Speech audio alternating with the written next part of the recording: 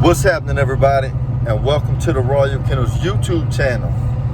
So you guys know that we've been running this channel for 8-9 years, also building our brand for 8-9 years, and we got a few things to talk about, and I'm sure that this is going to help a lot of you guys along the way of building your brand, maybe purchasing a dog, or just, experience that you're going to deal with along the way. We got a few little things that we get a lot, that we always wonder, like, why do people do this? And I'm gonna talk about 3 specific things, and this kind of like, it's weird. It's really weird to me, I ain't gonna lie. So number 1, you purchase a dog from a breeder, and you can't ask that breeder the questions that you need to ask. Yep. You contact other breeders and ask them what you should be doing for your specific puppy. And I can understand if you want an opinion from another breeder or for somebody that you feel may be established, but when you asking like how much your dog should weigh, or if your dog is healthy, what should you be feeding your dog, why, certain little questions about registry of your dog, what's the pedigree, if the dog is a good dog. That should be all questions that you ask the breeder that you purchased the dog from. And if you cannot have that line of communication with the breeder, you should have that established with that person before you purchase your dog. And I know that you find out a lot of funny stuff after you actually go with the purchase, but you should know the communication that you have with that person in your shopping period. Because y'all, it's crazy, but we got a lot of messages from people, asking questions about the puppy that they just purchased from a breeder, and it's like they have absolute no line of communication. No clue what's going on. And when you asking me about the pedigree of your dog, if you purchase a dog from someone and then you ask me if your pedigree is good, that's a question that you ask before you purchase the dog. I can see if you're shopping and if you hit somebody up and be like, yo, what you think about this pedigree? That's a before question. So maybe it's just a confusion on what you're actually getting into. And if you're to that point to where you don't really know, anything about pedigrees or anything about the dogs, period, then there's a lot of stuff that you need to learn before you actually purchase the dog. And that's for anybody, and I'm gonna tell y'all, we all started from the beginning. We never hung on the genitals of another kennel. I knew you was gonna like that. We never hung on the genitals of another kennel. And we never will. And we never will. But we didn't know a lot of stuff. But before you purchase the dog is when you reach out and you ask questions about the pedigree. Because once you purchase that dog, it doesn't matter what the pedigree is, you got it already. So my opinion on that pedigree doesn't matter, and I don't know if a lot of people are just so stuck on getting validation from other people, guys, but you don't need validation from another breeder. I don't care how established they are, right? Right. You should be doing this for yourself. Yep. Number 2, another thing that, we talking about, guys, if you have not had at least 5 litters of your own dogs, there's a certain lane. And I humbly say this, y'all, because I was in that lane too. There's a certain lane that you should be staying in, straight up. Like, on my 4th breeding that I did, if it was successful, I'm not gonna take on the bully world by storm. Yeah. You know, because I had a decent litter. Like, you're still in the beginning stage. You haven't even experienced anything yet, guys. Take the road and enjoy it. You know, everybody's the road less traveled. You won't have a lot of friends coming with you, or a lot of people following, running behind you. But I tell you, it's so peaceful. It is. You don't have to worry about all that riffraff. The lane we're in is so beautiful. I can care less about who has the biggest name dog. I can care less about who's this in the bully world. Or who's hanging on whose genitals. Or that. Or who's who in the bully game, like everybody likes to say, which I hate that. It's not a bully game. It's not a game. So stupid, It's a movement. It's a lane that you're in. And if you're not doing what you can to help better it, and you're just worried about, oh, I'm about to blow up and I'm about to take it by storm, you in it for the wrong reason to begin with. So what are you even doing with the dog? 100%. You know, 100%. And a lot of people, man, like, you know, they having litters and you don't even own these dogs, you don't man. own none of them. So, like, humble yourself. Humble yourself. You know, even on the 40th litter. Yeah. You know, man, I'm humble. so humbled by the Remain puppies. humble. I'm so humbled by the puppies that I seen Lil Mac drop yesterday in our New Jersey kennel. Like, it's humbling. Like, it's humbling for real. And, you know, we still learning. This is what I always like to say. Don't let the dogs make you. Right. Make the dogs, man. Who make the dogs? Who were you before you had a dog? Yep. Does your dog define you that who much? you are? Do you even know who you were before you had a dog?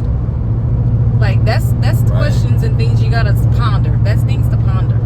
Like, if all those dogs are stripped away from you at the moment, who are you at your core? Yes. Can you still be who you are? Can you still be the genuine, humble, respectful, knows how to handle business type of individual that you are? Are you that at your core? Or are you dogs in the muddy making? And I'm gonna tell you another thing, man. A lot of people's children are watching their parents, bro. A lot of children are watching your parents do this thing. You know, run this business, build your brand. Think about what your children are thinking about. You know, you. Yeah.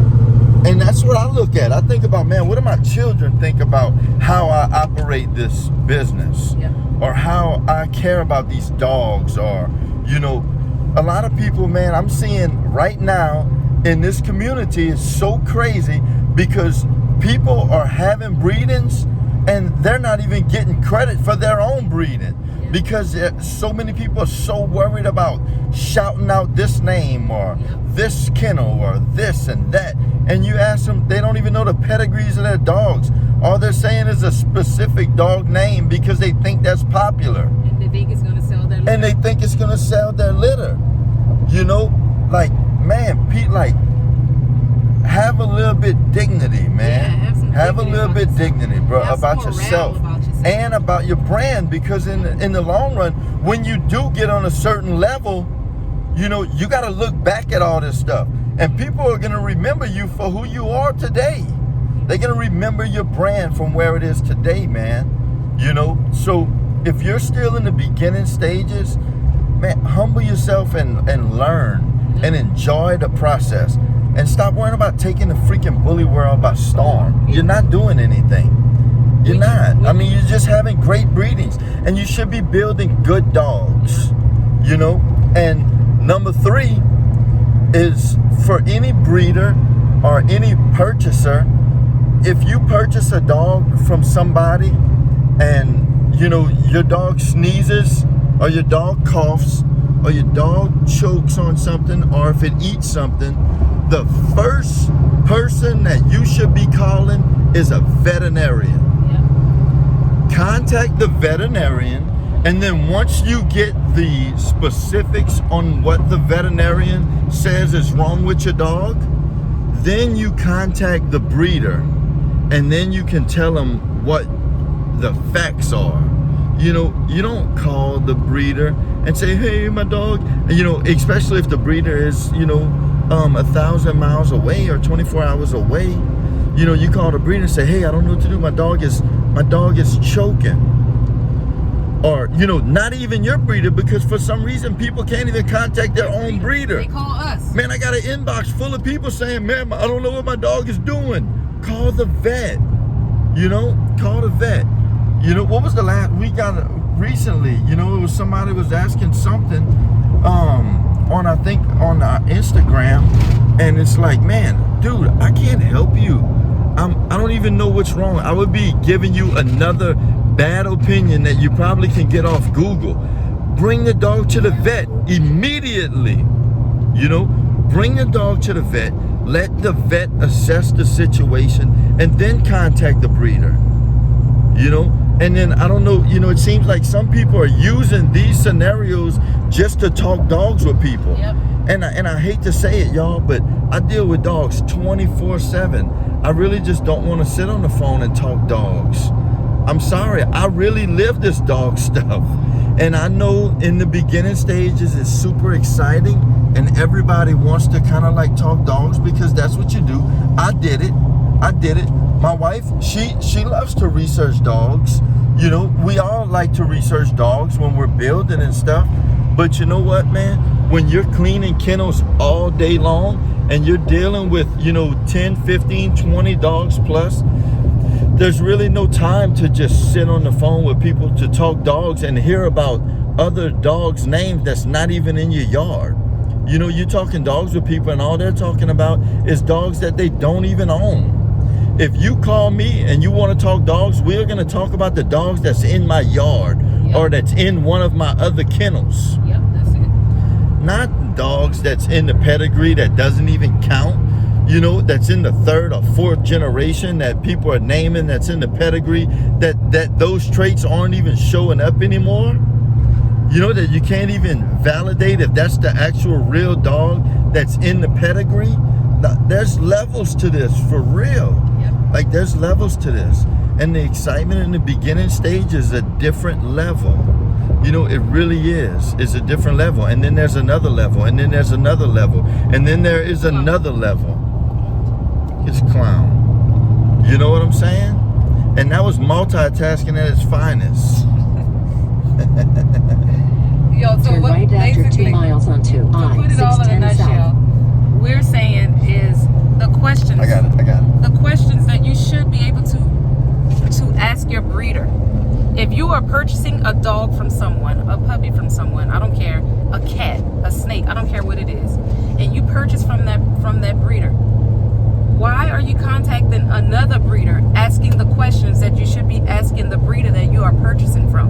Then when we don't respond, we're getting, oh, okay, I see how it is. Yeah. Oh, you done made it. You done made it, so now. Made what? No, it has. Made what? It has Without nothing to these do with dogs, that. I'm still the same man. Right. With these dogs, I'm still the same man. Y'all, we humbly love what we do. But listen to me good. What we do. I can't focus on what everyone else in the community is doing. I don't need a billion friends in the community. Nope. I don't need to be at a round table with a whole bunch of people validating what I'm doing. We do what we want to do. We ain't gotta ask we don't have to ask permission from no one. No. No one. So, Not to cut you off. like I was saying, if you can't establish a solid relationship with the person that you are thinking about purchasing from, the breeder you are actually purchasing from, and you feel like you're not getting the sufficient answers that you need from that breeder, why are you purchasing from them? I don't care if you ever purchase from us. I can care less about that. We'll keep them all if we have to. My point is, don't purchase from someone else, and all those questions that you should have asked that breeder, come back and place that responsibility and burden on us to sit there or and any answer, other breeder or for any that other matter. breeder, or any other breeder for that matter. Put that responsibility on them to answer all of your questions that you should be able to ask them at any given time. I'm gonna tell you this: at any point that any one of our new family members, because that's what we look at them as, any of our new Royal Kennels family members have a question or concern about anything, they know that our line is completely open. Or it could be an old family member. It could be an old family member. It doesn't matter. They know that that phone line is open to them no matter what. No matter what. they don't have to go to another breeder and say, oh, I purchased this dog from Brian and Jolene at Royal Kennels, and now they won't even answer the phone for me. So to answer the questions or just to tell me what type of dog food to feed my dog. Y'all realize how heartless that is? That's some of the stuff we dealt with coming into, you know, breeding dogs and building our program. And we vowed to never be that way. And we're not. We're never gonna have a customer pay their hard-earned money. We don't take that lightly. Pay their hard-earned money and invest into our kennel and our program, and then just leave them to dry, leave them to hang. Every one of those puppies that leave our kennel is our grandkids, so they're forever attached to us. So any questions or concerns that you have concerning that puppy, that grandchild, that's directly tied to us, and it means the world to us.